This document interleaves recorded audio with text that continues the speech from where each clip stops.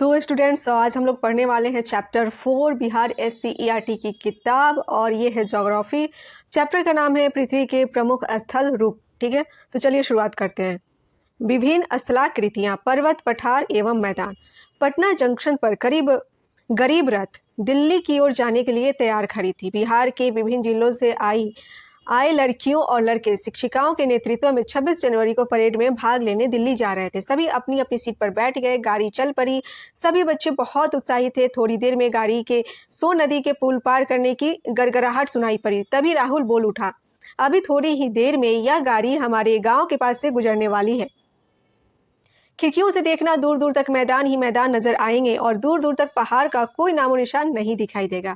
बीच में दखल देते हुए मनोज बोल उठा, हमारे वाल्मीकि नगर में तो घने जंगल और पहाड़ दिखाई पड़ते हैं।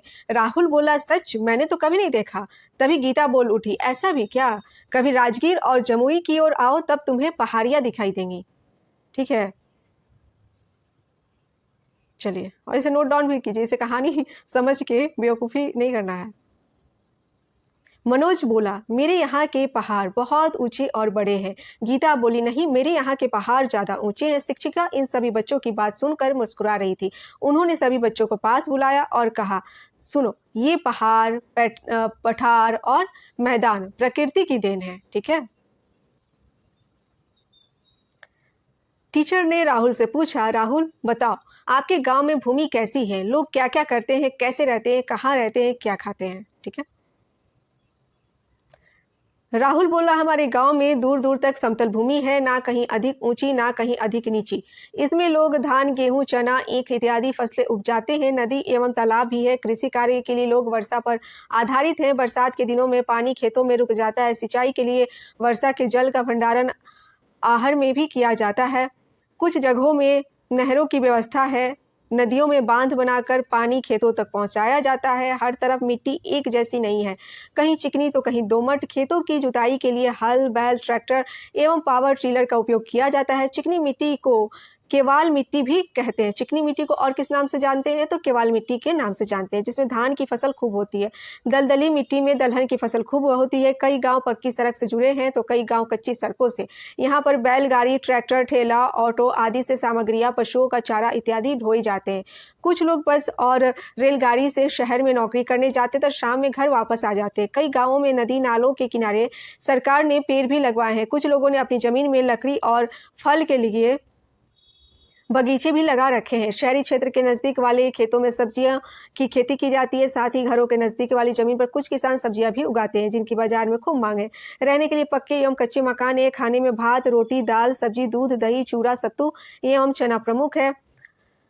टीचर ने बात आगे बढ़ाते हुए कहा, प्रायः नीचे और समतल भूमि का प्रदेश मैदान कहलाता है। तो मैदान किसे कहते हैं, इसे आप लोग कमेंट बॉक्स में जाकर के कमेंट करके मुझे बताओगे, अगर तुम सिंसियर हो तो। मैदानों की सबसे बड़ी विशेषता यह है कि वे समुद्र से ऊंचे या नीचे हो सकते हैं, परंतु अपने समीपवर्ती पठार तथा पर्वत से ऊंचे नहीं हो सकते। यह प्रायः एक ही प्रकार की मिट्टी से बने होते हैं, जिसमें थोड़ा बहुत स्थानीय अंतर हो सकता है। ठीक है। मैदान मुख्यतः 3 प्रकार के होते हैं। अपर्दन मूलक मैदान वे मैदान जिनकी रचना में अपर्दन की क्रिया का प्रमुख हाथ रहता है, अपर्दन मूलक मैदान कहलाता है। जैसे फिनलैंड का मैदान, उत्तर यूरोप और कनाडा के पूर्वी क्षेत्र के मैदान। निक्षेपण मूलक मैदान निक्षेपण की क्रिया के द्वारा नदियों, हिमानी वायु तथा सागरीय तरंगों से जो मैदान बनते हैं उन्हें निक्षेपण के मैदान कहते हैं। जैसे केरल के तट मैदान, हंगरी के मैदान। रचनात्मक मैदान इस प्रकार के मैदानों का निर्माण पृथ्वी की आंतरिक हलचलों द्वारा होता है। जैसे उत्तरी अमेरिका का मध्यवर्ती मैदान। मैदानी क्षेत्रों में जीवन यापन के लिए भोजन, जल, आवास एवं परिवहन की सुविधाएं आसानी से उपलब्ध होती है। ऐसे क्षेत्रों में सड़क मार्ग, रेल मार्ग, अन्य सुविधाएं आसानी से प्रदान की जा सकती है। टीचर ने कहा कि बिहार का अधिकतर भाग गंगा नदी के दोनों तरफ मैदानी भाग के रूप में फैला हुआ है। इसमें कृषि कार्य होता है। ऐसा मैदान पश्चिम में पंजाब से लेकर पूरब में असम तक मिलते हैं। ये इलाके सतलज, गंगा और ब्रह्मपुत्र का मैदान कहलाता है। यह पूरा मैदानी क्षेत्र अन्न उत्पादन के लिए प्रसिद्ध है। इसे भारत के उत्तरी विशाल मैदान के नाम से भी जाना जाता है। ठीक है। पठार आपस में बात करने लगे बच्चे, तभी शिक्षिका ने कहा कि मैदानी भाग के अलावा हमारे देश में पठारी क्षेत्र भी हैं। टीचर ने बताया पठार आसपास की भूमि से ऊंचा होता है तथा उसके ऊपर का भाग सपाट होता है। पठार की ऊंचाई कुछ 100 मीटर से लेकर कई हजार मीटर तक हो सकती है। कुछ पठार तो हजारों किलोमीटर क्षेत्र में फैले होते हैं। हमारे देश में दक्कन का पठार तथा छोटा नागपुर का पठार इसके अच्छे उदाहरण हैं। तिब्बत का पठार संसार का सबसे ऊंचा पठार है। पामीर के पठार को संसार की छत कहा जाता है। ठीक है। राजू पूछ बैठा, इन पठारों में क्या मिलता है? इन पठारों में खनिज के भंडार मिलते हैं, शिक्षिका ने बताया।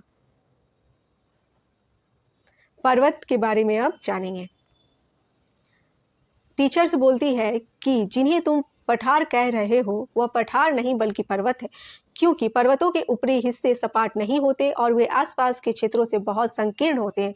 ये लंबी श्रृंखला के रूप में भी फैले होते हैं। ऐसी श्रृंखला को पर्वत श्रेणी कहते हैं। बहुत ऊंचे होने के कारण कुछ पर्वतों पर हमेशा बर्फ जमी रहती है और इनसे कई नदियां निकलती हैं। भारत में हिमालय पर्वत पर बर्फ जमी रहती है और कई नदियां भी निकलती है। अरावली पर्वत पर बर्फ तो नहीं जमती, परंतु वहां भी वर्षा जल के कारण नदियां निकलती हैं। यह है हिमालय पर्वत स्थित एवरेस्ट की चोटी।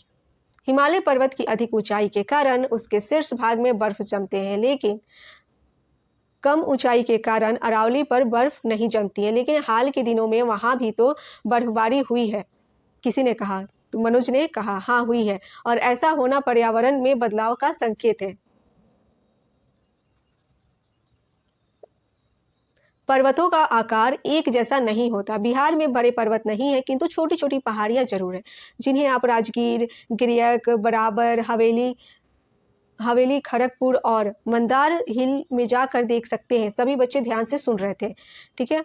पर्वत से निकलने वाली नदियों के जल का उपयोग सिंचाई, पनबिजली उत्पादन में किया जाता है। पर्वतों पर कई प्रकार की वनस्पतियां तथा जीव जंतु पाए जाते हैं। इनमें से हमें लकड़ियां, चारा, औषधियां आदि प्राप्त होते हैं। पर्वत पर्यावरण संरक्षण एवं वर्षा कराने में भी सहायक होते हैं, परंतु पर्वतों पर यातायात कठिन होता है। यहाँ खेती करना भी कठिन होता है।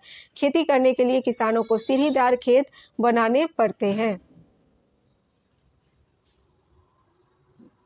घने जंगल, अत्यधिक ऊंचाई एवं परिवहन का अभाव होने से यहाँ का जीवन मैदानों की अपेक्षा कठिन होता है। पर्वतारोहण यानी पर्वत के ऊपर चढ़ना का खेल अधिक ऊंचाई वाले पर्वतों पर होता है। सैलानियों के लिए ये पर्यटक स्थल आकर्षण का केंद्र होते हैं। पहाड़ जहाँ बर्फ जमी होती है वहाँ पर लोग स्कीइंग करते हैं।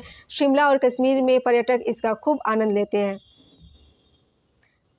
ठीक है, तो चलिए अब नीचे।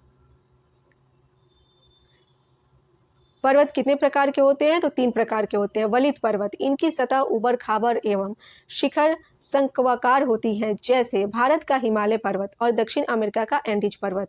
भ्रंशोत्थ पर्वत, पृथ्वी के आंतरिक हलचलों के कारण पृथ्वी पर दरारें पड़ जाती हैं। 2 दरारों के बीच का भाग ऊपर उठ जाता है। इस ऊंचे उठे भाग को भ्रंशोत्थ पर्वत कहा जाता है। भारत का सतपुरा पर्वत इसका उदाहरण है। ज्वालामुखी पर्वत, ज्वालामुखी से निकले लावा एवं अन्य पदार्थों के ठंडा होकर जम जाने से जिन पर्वतों का निर्माण होता है उसे ज्वालामुखी पर्वत कहते हैं। इटली का विसुवियस पर्वत इसका एग्जाम्पल है। ठीक है। भारत के अंडमान निकोबार के बैरन आइलैंड में सक्रिय ज्वालामुखी पर्वत पाए जाते हैं। कम ऊंचाई के पर्वतों को क्या कहते हैं? पहाड़ी कहा जाता है। वलित पर्वत के अत्यंत प्राचीन होने से अपरदन के कारण ऊंचाई कम हो जाती है। ऐसी स्थिति में ये अवशिष्ट पर्वत कहे जाते हैं, जैसे कि अरावली। मैदान, पठारों और पहाड़ों के बदलते चेहरे। मैदान, पठार और पहाड़ पहले जैसे नहीं रह गए हैं, तो सभी बच्चे चौंक गए। शिक्षिका बोली, बढ़ती जनसंख्या ही इसका मुख्य कारण है।